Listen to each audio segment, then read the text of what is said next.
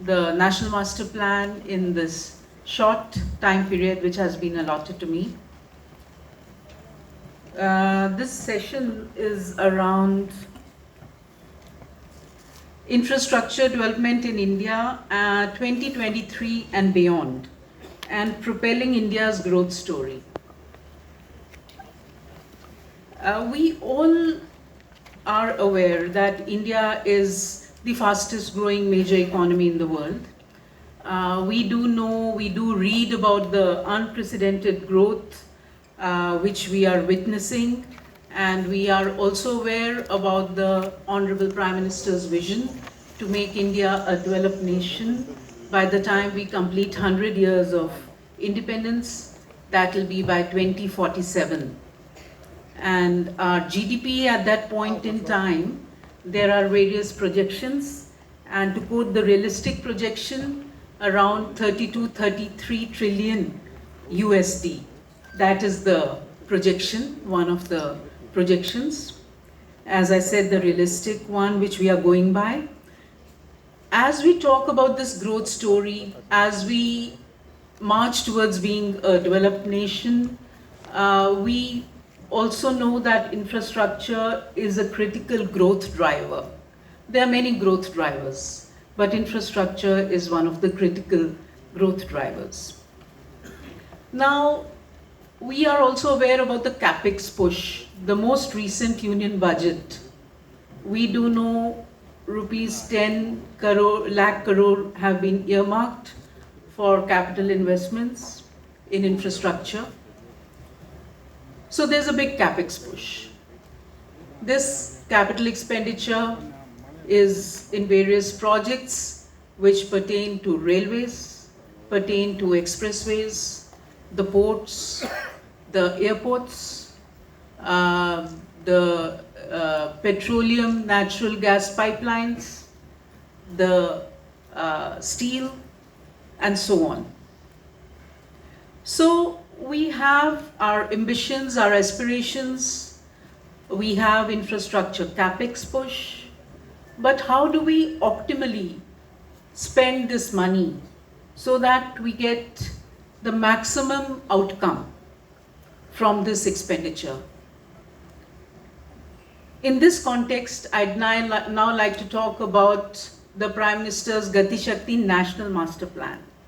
This National Master Plan is for planning our infrastructure, what I've been talking about, for planning this big capex push which is there in the budget, and it is going to be there for the times to come, as we will witness. So how do we plan the next generation infrastructure? All of you are experts in supply chain management. You do understand connectivity, the importance of connectivity of the manufacturing areas, the economic centers, by road, by rail, to the ports, to the airports. The manufacturing centers should be connected, the road should be connected to the rail to the port, and so on and so forth. If you are in a smaller place, a tier 2, tier 3 city, you will want the district level roads to be connected to state highways, to the national highways, and so on. So we talk of connectivity of the transportation networks, we talk of multimodal connectivity. That is the various means of transportation. I don't need to explain here since you are all experts. So the Prime Minister's Gati Shakti National Master Plan, what is it in this context?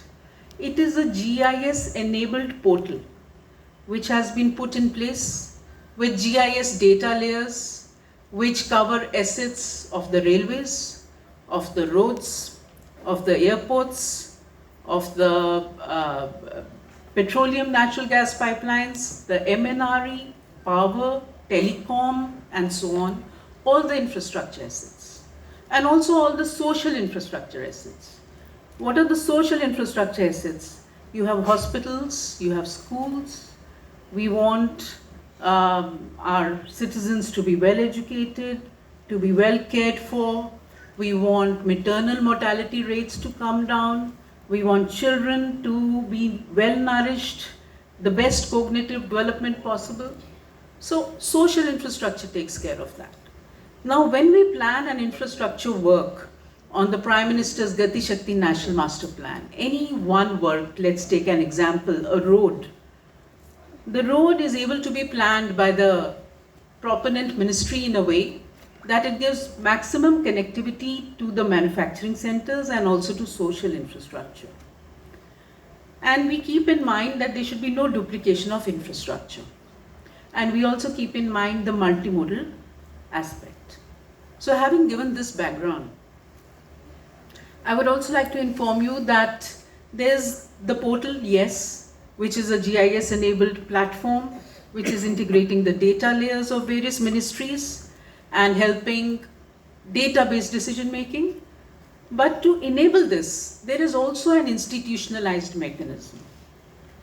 There is the empowered group of secretaries, which is headed by the cabinet secretary himself. There is the network planning group, which is a grouping of all the infrastructure ministries, which is chaired by the logistics division where I work, where I am the special secretary. We meet every fortnight, minimum. And we also have a technical support unit.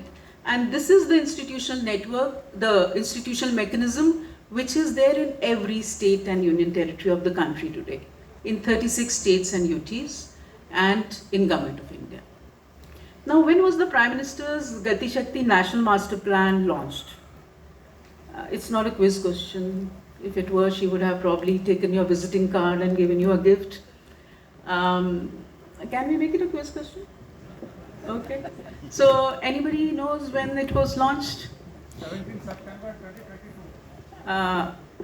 Not right. 2020. No, I can see it's getting open-ended now. So, nobody really knows, yeah? Okay, so it is October 2021 that the Gati Shakti National Master Plan was launched on 13th October by the Honorable Prime Minister. The date you gave is the National Logistics Policy 1 year later in September 2022. I'll come to that. So in this 1.5 years, why is the date important? Because I would like you to appreciate that in this 1.5 years time, the data layers have all been put in place. They are all satellite imagery, GIS based data. All the 39 ministries of Government of India have onboarded. 36 states and union territories have onboarded. And not just the data, it's also the quality of the data, the validation of the data, which has all been done, and it's a continuous process. And the institutional mechanism I just spoke about, that is in place, it is functioning.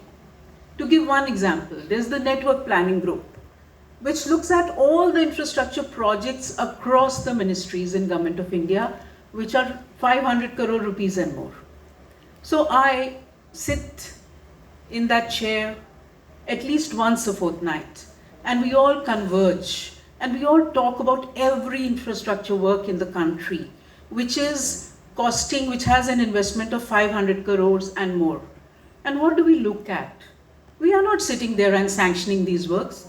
These works go to the higher up authorities as per the investment. There are certain framework, there are guidelines. We look at the Gati Shakti principles. What are they? What I just told you. Multimodal connectivity, connectivity to economic nodes, connectivity to social infrastructure. Every rupee we invest should give value for money in terms of ease of doing business, in terms of ease of living. Ease of doing business because it will connect manufacturing and services centers with infra, with connectivity, and it will also connect the social infra, which is important for ease of living. So that is what we look at.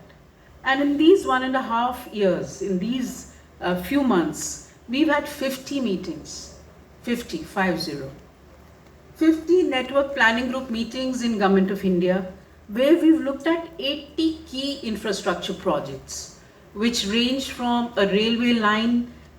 You would have heard about Kalinganagar, where there's a lot of steel manufacturing, which is present and also expanding in a very impressive manner.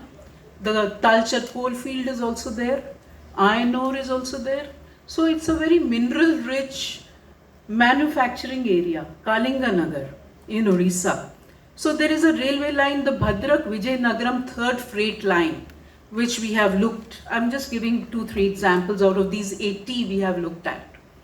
Now that will make possible faster evacuation of the minerals, faster supply, connectivity to Paradip, connectivity to coastal shipping. You move from road, Talcher, the coal for example, by road to rail, by rail to port, from Paradip to Vishakhapatnam, to the thermal plants in AP, Telangana, all the way down to Chennai, again to thermal plants, manufacturing plants, where from Chennai port again the railway is used. Multimodal, the infrastructure project is for strengthening this freight movement. So we look at this complete picture of multimodal connectivity and how it is connecting the economic centers which I just named. I named Talcher, I named Kalinganagar. So these are the economic centers. So this is how we look at a project. We don't just see a freight line, 300 kilometer, so much cost, yes, it's good. No, we look at all these aspects. Similarly, Pune-Bengaluru Expressway. While the Ministry of Road Transport and Highways plans it, it does it on the Gati Shakti portal where it can see the forests. It can see how to avoid the forest in its alignment, optimum alignment of the expressway. In this manner, the Ministry of Road Transport was able to reduce the forest coverage by 20%. So 20% of the forest, which otherwise would have been part of the alignment, was saved due to the visibility on the Gati Shakti platform. And not just that, the highway was planned to connect multiple economic nodes, tourism places, and also places of social infrastructure. So I have given you 2 examples about how we look at projects when we sit and we assess on the Gati Shakti National Master Plan. And now it is necessary for every big infrastructure project to be examined on the Gati Shakti principles before it is sent for sanction. At the same time, we look at infrastructure gap projects. You have ports, you have railways, you have roads, but there's always the issue of last mile connectivity, first mile connectivity. You have Vishakhapatnam port, but you have a 2-lane road leading to the port which causes a lot of congestion. It slows up your EXIM movement. So we should have a 4-lane road over there. It has been sanctioned. Just one example. There could be another place where a 2-kilometer road is missing which connects a manufacturing center or the movement of bulk commodities like coal and iron ore and cement to the transportation network. So in this manner, 100 infrastructure gap projects have been identified on the Gati Shakti National Master Plan, on the satellite imagery based portal I spoke about, and 75,000 crore rupees have been earmarked in the union budget this year to take up these projects. So I just wanted to give you an idea, what is Gati Shakti National Master Plan, how is it being used, what are we doing, what is our progress. So these 80 projects we've seen in 1.5 years at the Government of India level, the total cumulative cost is about 5.3 lakh crore rupees. Similarly, the states are also doing a similar exercise. Now, what are the benefits of planning on the Gati Shakti National Master Plan? The benefits, as you can see, and these can also be quiz questions, but we don't have much time. Firstly, you have a digitized view. You have a complete view of infrastructure which is there, the assets of the other ministries, you have complete visibility. You can plan better, like you were able to avoid forest area in the Pune-Bangalore Expressway. The forest intersection was reduced, like I said, by 20%. Similarly, because you are able to see the land details, the land ownership details, you are able to do your DPRs faster. You are able to see where you are intersecting with the other assets on the ground. And with critical decisions being taken at the pre-feasibility stage, you are able to save a lot of time which otherwise goes when the DPR is prepared but it is held up because the forest clearance is required, environment clearance is required, or the land is under dispute, and so on and so forth. So in this manner, the Ministry of Road Transport Highways has been able to plan about 7,500 kilometers of road in the last 1.5 years. The Ministry of Rails about 13,500 kilometers of railway line. And as per the data of Railways Ministry, about 450 final location surveys have been done in financial year 22-23 compared to only 57 in the financial year before that. So I just wanted to give this example of the impact of using the Gati Shakti National Master Plan, what it means for planning infrastructure, what it means for giving speed to our capex expenditure. I can give you many more examples, but I will give only 2 more before I move on to other issues. You must have heard about the Indo-Haldia-Nepal border project, where the Ministry of Road Transport Highways has planned a highway, and with that highway they will be able to connect 30 economic nodes in 14 districts like East Champaran, Muzaffarpur, Vaishali, and so on. Now the interesting point is that with this highway, they will be able to reduce the travel time from about 18 hours at present to only 7 hours. And this will facilitate our cross-border trade, as you can imagine. Similarly, the Ministry of Railways. Again, I'll give you example of cross-border trade being facilitated. The Anand Nagar Gugli via Maharajpur broad gauge line. I don't know how many of you would have heard about that, but I'm told Maharajganj is a very important transit point for cross-border trade to Nepal. And having strengthened a railway line in this area, we will now be able to carry our freight up to this point rather than offloading it from a railway line far away, putting it on road transport vehicles and taking them. Now we are able to take the railway line much closer to the border.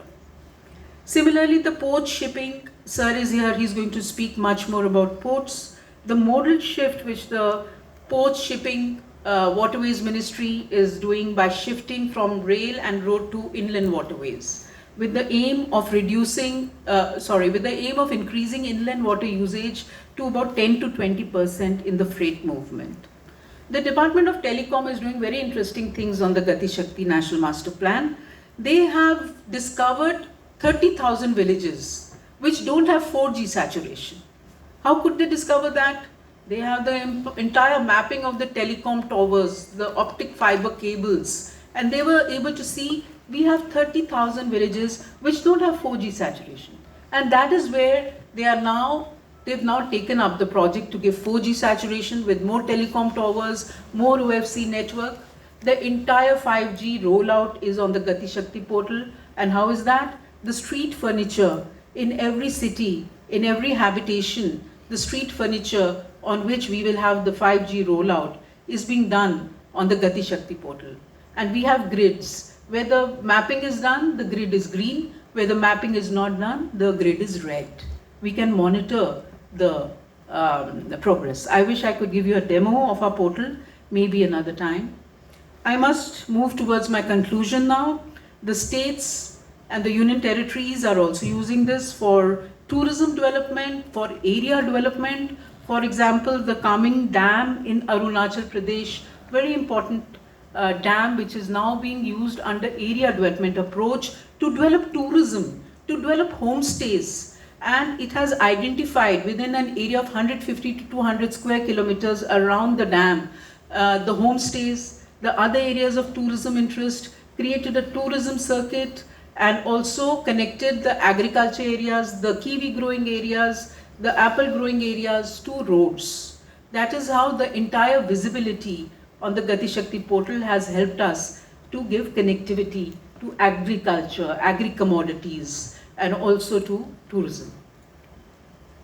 So, having said all this, I would like to sum up that the benefits of the National Master Plan, as you can see, we are able to do optimum route alignment, multimodal logistics and connectivity, enhanced connectivity to economic centers, manufacturing centers. You have a very ambitious PLI scheme, you have investments coming in. Everybody wants logistics, costs to come down, efficient logistics in the country. And we all want better ease of doing business and ease of living. This brings me to the 17th September date, 2022, which is almost a year after the Gati Shakti was launched. That is the date when the Honorable Prime Minister launched the National Logistics Policy. With the aim of making logistics more efficient in the country, there's a Logistics Performance Index of the World Bank where our position has improved. We are now at 38. We were at 44 in 2018. We've improved by 6 places in 2023, and the National Logistics Policy says that we should be in the top 25 countries in the Logistics Performance Index of the World Bank by 2030. I'm sorry we've lost a lot of quiz questions because of because of lack of time. And we are also working on the logistics policy with the Services Improvement Group, a meeting of which I have today a little later, where all the businesses get together, all the logistics supply chain businesses get together to give suggestions, to highlight pain points on logistics. We also have a digital portal which is called e-logs, where you can register and you can put in any pain point relating to logistics. At the very end, I cannot leave the stage unless I'm dragged off without mentioning about the Logistics Data Bank. Now, Logistics Data Bank, does anybody know about that? I think you'll have to organize a seminar on the Logistics Data Bank because it's a very significant initiative where the container, 100% EXIM containers of the country are being tracked with RFID technology. So we use RFID technology and we are able to integrate the system of the tracking of the railways, at the toll booths, the shipping yards. We are able to use all that digital platform with the RFID information we are getting on the container, use big data analytics, and what are we able to produce? We are able to produce a container gets off the ship, it has come into the country, or it's going out, it's in the yard, it has to go onto a ship. So what is the dwell time? How long is your container lying in the port? If your container is coming to you or is going from you, you are the manufacturer, how long did it spend on the road? And in which state did the road travel take more time? And in which container freight station did my container spend more time? In which ICD, inland container depot, my container took more time than was required? So we are able to benchmark on a monthly basis, and this is all in the public domain. You can log in and see every ICD in the country, every CFS in the country, every state in the country which carries your container. You will be able to see performance benchmarking pan-India. There are certain states where there was more congestion for your EXIM container, certain states where you did much better, certain CFS like that. In this manner, we have we rank on a monthly basis all the ports in the country, and the World Bank has appreciated the Logistics Data Bank and has also suggested this as a track and trace solution for other countries to emulate.